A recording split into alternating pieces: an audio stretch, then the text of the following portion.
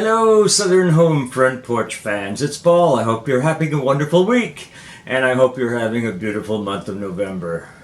We just came back from Alabama to prepare for our future home, and I think that we really have some wonderful things to share for you on it. It's just so different from where we live now.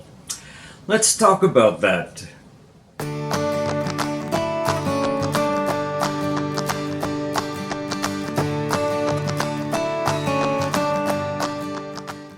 Well, hi everybody. It's good to be back with you after a few days.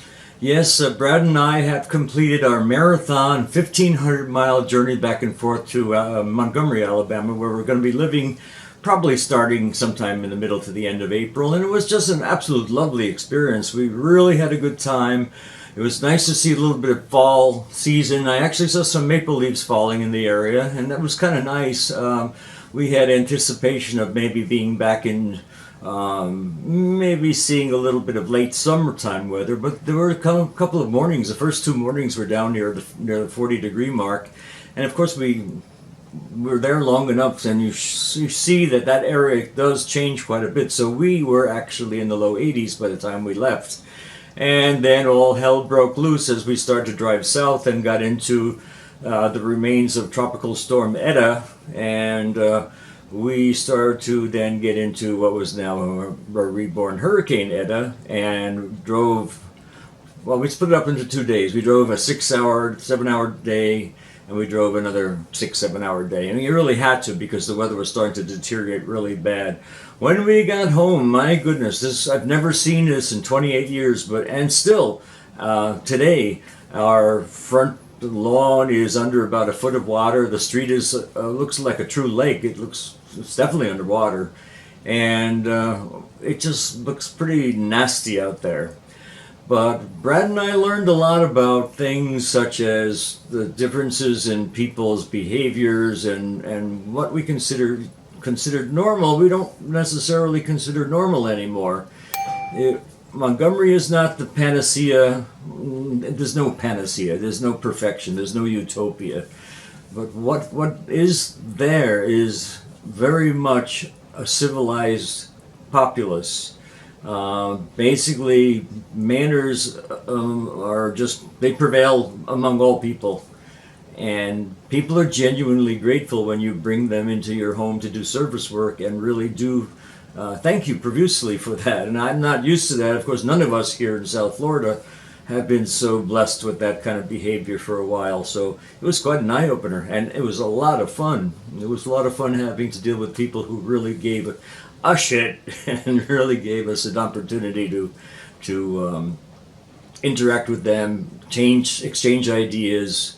I mean, we talked about all kinds of things while guys were painting and ripping up the lawn to put in our new landscaping, and oh my goodness, fixing up our sprinkler systems, fixing our electrical outlets, which were not cooperating as well as they could have been, going to the supermarkets, going to the restaurants. Everybody was really, really not just pleasant, but engaging, and they didn't just say hi or your seat is over there, but they welcomed us with great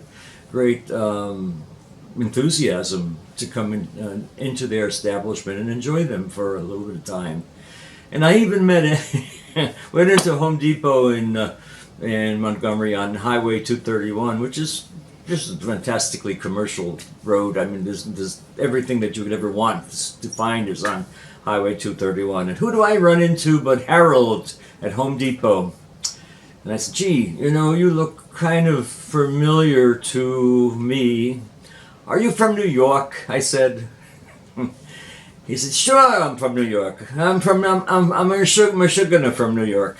It turns out his daughter became a professor at Troy University in Alabama, and he moved there a number of years ago. And we talked about everything that I hadn't talked about in years, since nobody speaks English in South Florida that I speak to anymore. And the first thing he asked me, he says, how is Wolfie's Deli? Now, Wolfie's Deli has been out of business in Miami Beach for about 15 years now. I said, it's long gone, Harold, but it was an interesting thing to talk about. And I said, those places, places that you went to back then are different. He said, "Oh, I hear about South Beach. It's gorgeous now, and it's all different." I said, "Yes, it's for hot Latin models and for the to be seen crowd, definitely to be seen there. When you were there, it was mom and pop who had were sent there by their kids who, when they retired back from New York or New Jersey or Pennsylvania or Massachusetts, etc. And those people are long gone, and the hotels that they had created for their old age homes were now chic and chrome and Art Deco furniture and Fiesta ware everywhere, and they're just really gorgeous things for $500 a night. Mom and Dad would blush. Or, of course, they'd be dead, but they are dead now, and he said it doesn't matter. But we had the most delightful conversation about things that that I hadn't talked about in years. He even knew. He said, "Where are you from in New York?" I said, "Well, I was born in Long Island." He said, "Where in Long Island?" I said, I lived near Casino Park." Casino Park, I knew that area well. I used to go to the hot dog stand that was there. I said, "Wow, these were things I hadn't talked about in so long." Well, it was just weird because I don't even talk about that kind of subject to people that live five miles away from me. And this used to be a great ex-New York kind of a place to live, but here I am now 660 miles away from Pembroke Pines, Florida, and I'm talking to Harold and about all our Jewish things from the past, and it was a lot of fun. He said, "I like to engage people to talk." Well, we were talking all right.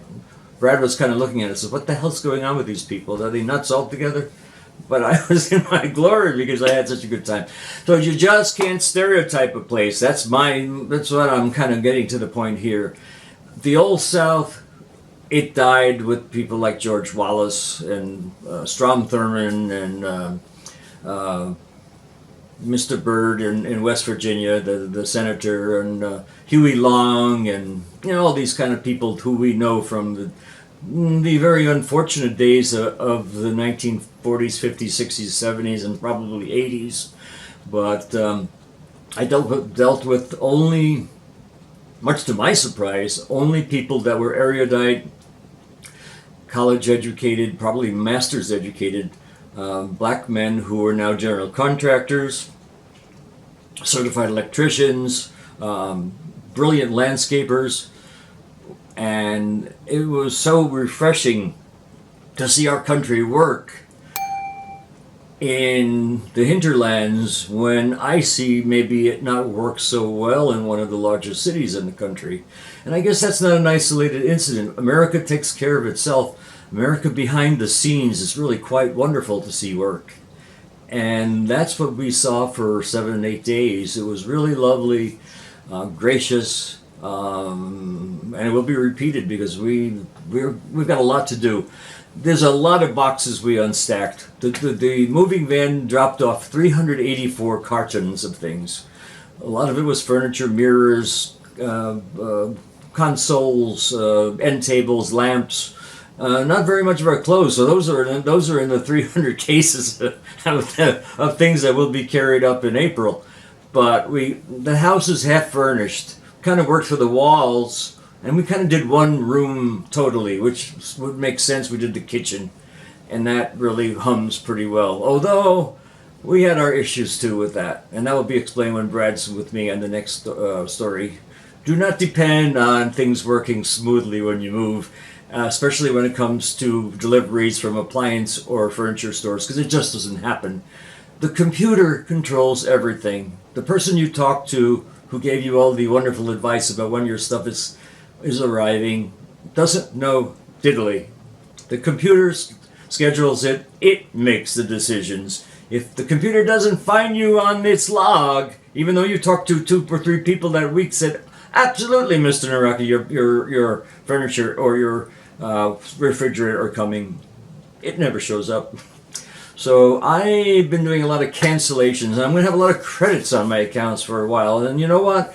When instead of this long distance transferal of furniture that we have to go up, 800 miles to be in a house to wait and pick things up, we're going to move there. We've got enough to occupy our time. Just even put mirrors and portraits up on the wall, which we did some of, and you'll see. But no way am I going to go up to a house so far away just to pick up furniture and appliances that are scheduled for delivery. No way. It's not worth it. Boy, do you waste your time. But anyway, it was great. It's good to be back to our southern front porch. It's good to have you back with us. And thank you so much for the subscriptions and for the views. We see things going really well. And I hope that you like it as much as we like being there with you. And remember what I always say to you, and it's never more true than it is right now. You, yes you, and you, and you are your best friend. You're the best friend you'll ever have. So take very good care of yourself. Make sure that you're good to you. Make sure you don't forget what you need to have a better day. Yes, we love you, but you love yourself more. And please, please, please, folks, love yourself. Because life is too short. You cannot wait for something to happen that you can say, I'm going to start to like myself better then. Don't do it. Don't do it. Just be there for yourself. That's a whole modality, reason for being, and message of our southern home front porch. We can make you feel better about you, and that's all that counts. If you can have some fun from us, absolutely. But look at yourself in the mirror and say how great you are. And mean it. And I love you. We'll be back real soon. I guess our guest will be Brad, and I think he'll be with us real soon. Right now he's at the office doing paperwork that he missed for 5 days. It's Veterans Day, so he has a day off. Instead of being with us schleppers here at home, who love him dearly, he's with paperwork yay high that he's got to get done so he can be ready for the next week. It never ends in paperwork. Oh yeah, he'll be there long after all of us are gone, but he knows that now. I just want to say thank you for keeping this channel growing and letting us be a part of your lives. It means a lot. It means more than you'll know. And the only way we can show how much we care is that we're here for you. Hello again, here's my best to you. Are your skies all gray? I'll make them blue. Take my hand and say once more, hello, hello again. Hello, my friends, hello again. Oh, come along, hello again. Bye, everybody. Have a great day. We love you. Take care. Bye now.